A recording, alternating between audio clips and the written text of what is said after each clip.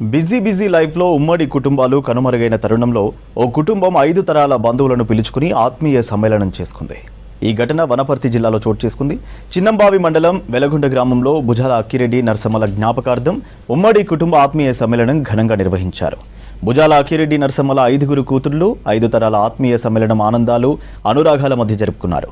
మొత్తం 24 జంటలు 128 మంది కుటుంబ సభ్యులున్న వారిలో కొందరు అమెరికా, ఆస్ట్రేలియాతో పాటు వివిధ దేశాలలో స్థిరపడ్డారు. ఆత్మీయ సమ్మేళనానికి 113 మంది హాజరయ్యారు.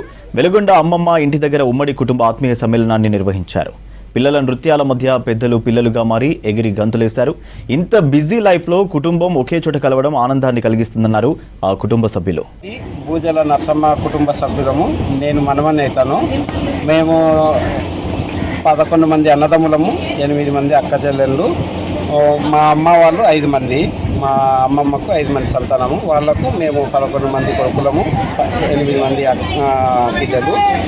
మేము ప్రతి ఫంక్షన్కు కలవడం జరుగుతుంది, కానీ అక్కడ టైం ఎక్కువ స్పెండ్ చేయలేము.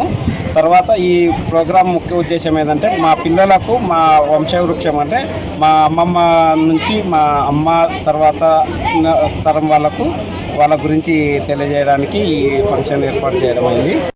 ఇది మా అత్తమ్మ వాళ్ళ అమ్మ వాళ్ళ ఊరు వెలగొండ గ్రామము. మా అత్తమ్మ వాళ్ళ 5 అక్క చెల్లెళ్ళు. అయితే 5 అక్క చెల్లెళ్ళ ఫ్యామిలీలు అందరూ కలిసి కుటుంబ వ్యవస్థ గురించి ఎలా ఉండాలి, ఎలా కలిసిమెలిసి ఉండాలి, బిజీ లైఫ్లో కూడా ఎవరికి అవుతారు రిలేషన్షిప్ గురించి అందరూ కలిసి ఉండాలి. ఈ ప్రోగ్రామ్ అరేంజ్ చేశారు.